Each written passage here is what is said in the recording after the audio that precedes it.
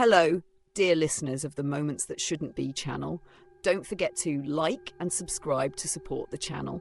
And now, please enjoy the story titled The Red Ribbon. These past few days, Uncle Oot hadn't been himself. A constant irritation weighed on his mind. Someone had stolen his entire coop of young chickens. What baffled him even more was the location. The coop was placed right next to the small room where he slept, alongside his younger brother who'd been bedridden for years. And yet, the chickens vanished. Gone. Just like that. No sounds, no struggle, not even a single cluck. Even Lou, the family dog known for its sharp senses and habit of barking at the slightest rustle, hadn't made a sound. Sometimes it was a fox sneaking in and wiping out the whole coop, leaving nothing but a bloodied clump of feathers scattered inside. A few strands, still matted with crimson, had once been found dragged all the way to the wooden bed, shared by Oot and his brother, as if the fox meant to taunt them. Other times it was a thief, creeping in while Oot was out working the rice fields and snatching his poultry right from under their noses. And that worthless brother of his? Useless. All day he just stared wide-eyed at the ceiling, grinning with that twisted, slack jaw. The man wouldn't speak. If he could talk, perhaps the sound of a human voice might have scared the foxes off. He couldn't walk either. Had he been able to shuffle even a step, they might have avoided being robbed altogether, and in broad daylight no less. But then again, maybe it wasn't fair to blame him. Maybe the blame should lie with the heavens themselves for creating such an incomplete creature. If the boy could be called a person at all, having limbs made no difference if he couldn't use them to eat, wash, or relieve himself. One of those Western-trained doctors, an old friend of the village head, had once come by to examine the boy. He said something about brain degeneration or motor failure. But Oot had no idea what any of it meant. He'd been born a tenant farmer, so were his parents. What use were fancy words and diagnoses to people like them? Uncle Oot didn't pay much mind to the village gossip. He worked in the fields from dawn until nightfall. In the mornings he would rush to cook rice, then divide it into 2 portions, one to take with him, the other left at home for his disabled brother. That meant evenings were the only time he had for himself. A quiet moment over a cup of tea, sometimes a small glass of rice wine. Then he'd collapse onto the bed and wait for daylight. Despite the heaviness of a farmer's sleep, the rats had been growing bolder. Lately, even in the haze of half-sleep, he could hear them rummaging through pots and pans, stirring up irritation. By morning, the snakehead fish he had left drying in the sun had disappeared without a trace. What kind of rats eat raw fish? These didn't nibble at sun-dried meat. They went straight for the fresh, the living. Rats? Or something else? After losing so much, Oot started staying up, hoping to catch a glimpse of them. But it was as if they knew. The house would fall silent, like nothing lived there at all. Then, the moment he gave in to fatigue, barely drifting off, they would strike again. One night, the moonlight streamed through a crack in the bamboo wall, faintly illuminating the dark. In his drowsiness, Oot thought he saw something, a red ribbon floating and flickering in the empty room. It shimmered like silk, drifting lazily through the air, and vanished the moment he opened his eyes fully. It happened more than once. Each time he told himself it was just a dream, just tricks of a tired Monday. The neighbour held a memorial feast and invited Uncle Oot. He drank too much. By the time he stumbled home, he fell straight onto the bed and passed out. The bed was large, nearly 6 feet wide, always enough for both him and Bear. In the middle of the night, Oot suddenly stirred. Something brushed his cheek, soft, slick, like damp silk. Still tipsy, he assumed Lou the dog had jumped onto the bed and was licking his face. But when he opened his eyes and looked closely, there it was. The red ribbon. That same one that haunted his dreams. It danced before him, twisting and curling in the air just inches from his face, 3 fingers wide, deep crimson, swaying gently like it was playing with him. He tried to reach out and grab it, but his arms wouldn't respond. The limbs of a drunkard never obey, especially when stirred from sleep. The moment he shifted, the ribbon darted away, as if yanked into a nearby shadow. He turned his head toward where it vanished. Ah! Bear! Sitting in silence, staring at him, the boy wasn't asleep. His eyes were wide open, fixed, unblinking. But something was wrong. His eyes were glowing! No, not glowing green. There was something burning inside them. 2 swirling, fiery red marbles. Oot's heart lurched. He shouted in terror. "What are you doing, Bay?" The shout must have echoed through the night. It startled Bay. His face changed instantly. The light in his eyes vanished. His lips drooped, twisted back into that familiar slack-jawed grimace. But there was something else. A look of disappointment, like a child caught mid-game, suddenly denied the fun. "Something's wrong! This boy, he's not right! It's like he came from some dark place. Humans were never meant to know." That thought kept awake until the roosters crowed. The next day, after planting rice, Oot walked straight to his cousin's house in the neighbouring hamlet.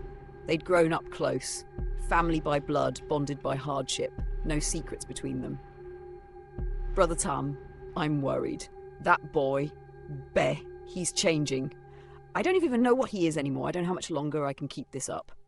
Oot's voice trembled, and his eyes, usually hardened by fieldwork and life's cruelty, now held the weight of real fear.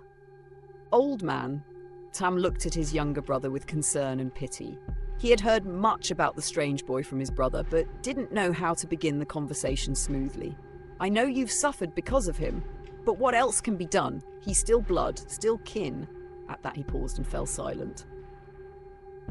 Oot then told him all the strange things that had been happening lately. Tam listened quietly, then gave his brother a piece of advice. "Whatever you plan to do, you need to know the whole truth first. I've heard frightening stories about the boy, but I've never been sure what to believe. Many times I wanted to say something, but didn't want to hurt your feelings. You're always out in the fields. How could you know what's happening at home? If you want to understand what Bay does, you have to spy on him secretly." After saying that, the old man went quickly into the house and brought out a chicken with its legs tied, handing it to Oot. "You look pale! Take this chicken home and cook some green bean porridge. This is all I can do to help." Oot had only gotten halfway home when the sky burst open. Rain poured down in sheets, thunder flashing across the sky. The path became slippery under the blinding flashes of lightning. When he reached home, Oot quickly placed the chicken in the coop, then dashed out to the fields. The seedlings might wash away, he thought, picking up his pace. But just 10 steps from the edge of the field, Oot suddenly stopped. Not because he was tired, but because he remembered what his brother said. "You've got to watch. See what Bay does when you're gone." Through the rain and lightning, the back door of the house came into view. Lou, the dog, didn't come out to greet him like usual. Who knew where she'd run off to this time? The door he'd built to block the foxes from the chicken coop was just a short walk away when Oot heard a loud squawk. "Damn foxes again!" He grabbed a stick and rushed toward the noise. The bamboo hinge door creaked open, and there it was. That red ribbon, just like in the nightmares. Only this time it was longer, glowing blood red under the lightning. At the sound of the door, it darted toward the front of the house, vanishing in an instant. In the coop lay nothing but a clump of bloodied feathers. Oot rushed to the bed. There was Bay lying there, seemingly asleep, but at the corner of his mouth, a faint smear of blood. It wasn't the foxes! The chicken was killed by that red ribbon. But what was the ribbon? And why was Bay's mouth stained in blood, in his sleep? From that night on, Oot began to notice even more strange things around the house. In the rice fields, it was common to get leech bites. Most people's wounds dried by the next day, 2 at most, but Oot's leech bites wouldn't heal. They oozed yellow fluid, festered with pus, sometimes for weeks. He had to resort to herbal poultices just to stop the infection. Could it be because of the ribbon? He quickly pushed the thought from his mind. Too strange, too crazy. And yet, what else could it be? So he began forming a plan, a way to uncover the truth. By the first month of spring, the fields were dry and grass had turned brown. Harvest season was done. Everyone spent their days trapping mice and catching birds. Oot caught many birds and grilled them until they were golden and fragrant. But Bay wouldn't eat them. Lately he'd been growing thinner. Seeing this, Oot's heart ached. Blood runs deep.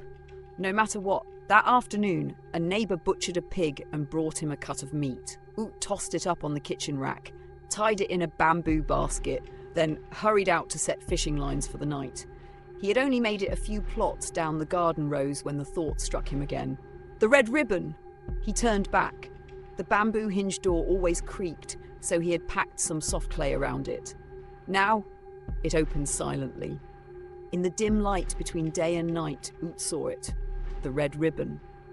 It danced in the kitchen, weaving through the air, playful and gleeful, unaware of the man now watching from the shadows. Cautiously, quietly, step by step, Uncle Oot approached the ribbon. The stars in the January sky were shining brilliantly. Their collective light streamed through holes in the thatched roof, casting a dim glow over the eerily silent kitchen. Uncle Oot's eyes widened as far as they could go, trying to focus on that strange object, the very thing that had haunted his dreams night after night, the reason chickens and ducks had kept dying, and the reason he hadn't tasted meat in over 5 years. Anger, frustration, rage. It was all because of that cursed red ribbon. Suddenly, he froze. His whole body went cold, like he'd just been submerged in icy water. The ribbon, it looked like a tongue. Tiny taste buds dotted its surface, wriggling and twitching as it scraped against the slab of raw pork hanging over the stove. Then it disappeared toward the front of the house, only to reappear moments later. Back and forth it moved in a grotesque cycle, accompanied by the wet-smacking sounds of a child eating contentedly. Uncle Oot's mind spun. A human tongue? No, that's impossible. No tongue could ever be this long. He tried to gauge it within the small kitchen space. 3 meters at least. And who knew where it originated from? But one thing was certain now. It wasn't a ribbon. It was a tongue. A monstrous tongue licking away at the raw meat, each stroke visibly shrinking the chunk of pork. Panic surged as Uncle Oot remembered the village rumours. His own tongue stiffened in his mouth. That horrific red ribbon twisted gleefully in the air as if dancing in celebration. Desperately, his trembling hands fumbled in the dark, searching for anything that might give him strength. But the kitchen was bare. His fingers brushed against something warm, the bed of ashes where he had grilled birds earlier. The warmth of the coals didn't calm him. It only made the moment more terrifying. He couldn't run. Bay was still in the house, and so he lunged, grabbing hold of the red ribbon.